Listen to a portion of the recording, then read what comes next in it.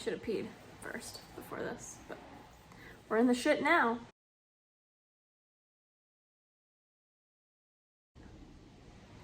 Hi. Today we're going to talk about muscle soreness.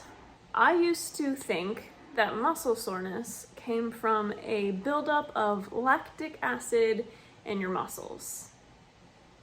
I'm here to say I was wrong.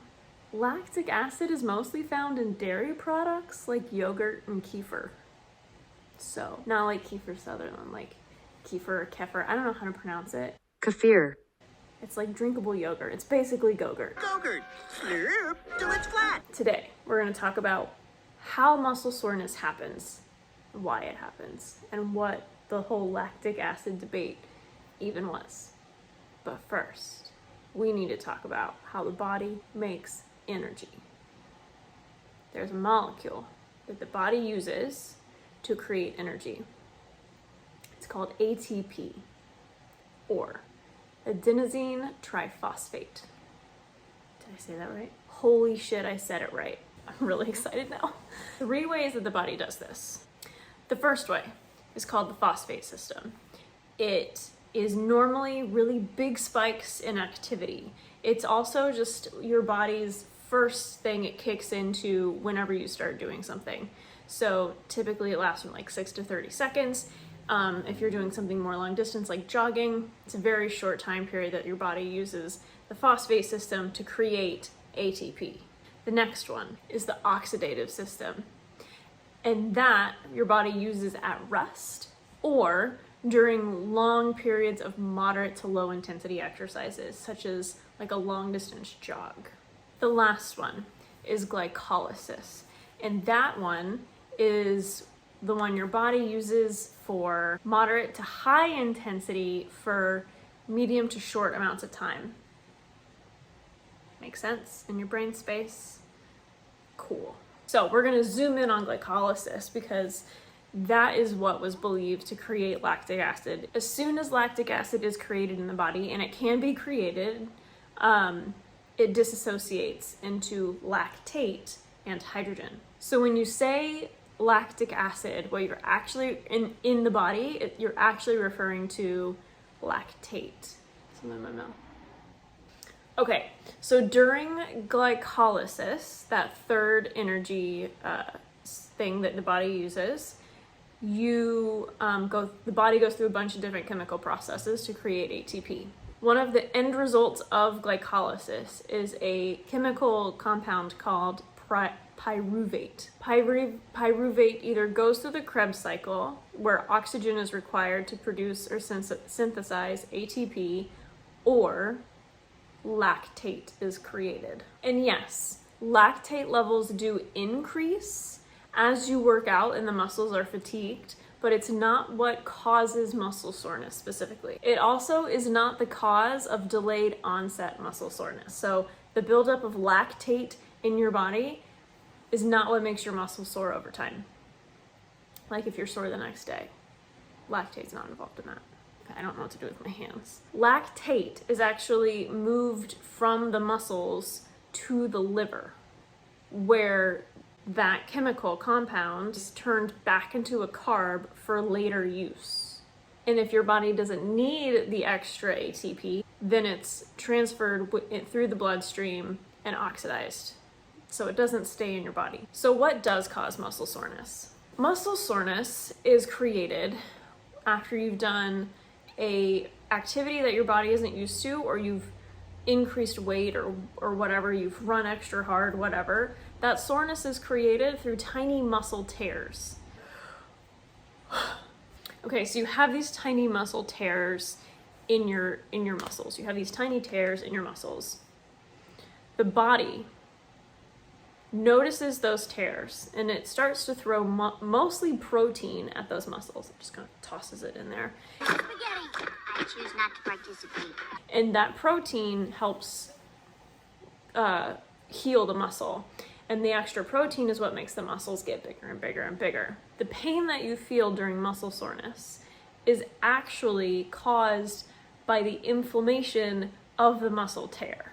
So the idea is you literally have to break it down, the muscle fibers, in order to build them back up stronger and bigger, if that's what you want. So how do you tell muscle soreness versus an injury? My husband and I did a pretty hard HIIT workout the other day, and he was really sore afterwards. He's not used to doing HIIT workouts. And he, a couple of days later, like maybe 2 days later, he's like, am I injured? I still hurt. And I was like, you're fine. But it's a relevant question, because muscle soreness normally only lasts between 24 and 72 hours. And I would argue 72 is on the really long end. It starts about 6 to 8 hours typically after you've finished your workout. And it'll last 24 to 72. And like I said, that 72 is on like the far end. Hold on, let's rewind. A couple of things. You do not have to be sore in order for you to be building muscle. It is not a requirement. And if you get done with a workout and you're like, oh, I'm not sore, I didn't do anything. Incorrect. Muscle soreness does not cause muscle gain. You can get muscle gain without feeling the pain, right? No pain, no gain is bullshit. I hate it so much. You can build muscle without being in pain. I don't know why that became a thing. It's bonkers. It's not true. Okay, so if you are sore, it's okay. It's not like it's a bad thing. Mild to moderate soreness after a workout, probably harmless. If you start to think that you feel sore during a workout, stop doing that workout. Muscle soreness takes time for your muscles to feel. If you feel like you're in pain during a workout, this is a signal from your body, from your nervous system, saying, hey, can we not do this? Because I'm actually about to get injured, or I already am injured. Listen to your body. How to tell if you've pushed too hard, but you're not injured. Typically, I would argue that if the soreness lasts longer than 72 hours, it's taking your body longer than 3 full days to fully recover from the workout, you probably pushed too hard. Maybe next time, bring it back. And remember, if you're sore, you can't continue to work out because your muscles are still trying to heal. So again, that whole no pain, no gain thing. Why? Disappointed! You worked out super hard, start feeling a little sore. Things I would recommend, or if you just know that it was a hard workout. Like I said, the pain comes from the inflammation in the muscle. So the first thing that you're gonna wanna do is ice it. Do your cool down. Don't skip anything. But in order to decrease inflammation, we ice the muscle. I don't know why I keep clapping back at you.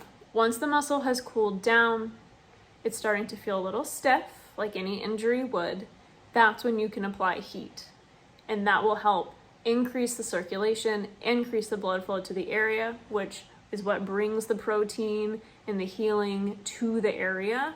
It's all in the blood, it's all in circulation. So the more you can get things circulating, the more healing you're helping to take place.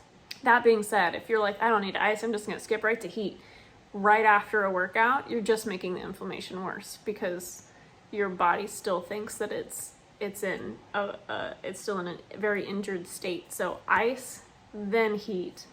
And if one doesn't feel good, or if the heat makes the pain worse, take it off. You're still in the icing stage. Ice first. Hopefully I didn't talk at your face too long with my face. And I missed you. I missed researching. I took a few weeks off for my own, mental brain space, but I'm back. Cool. Bye.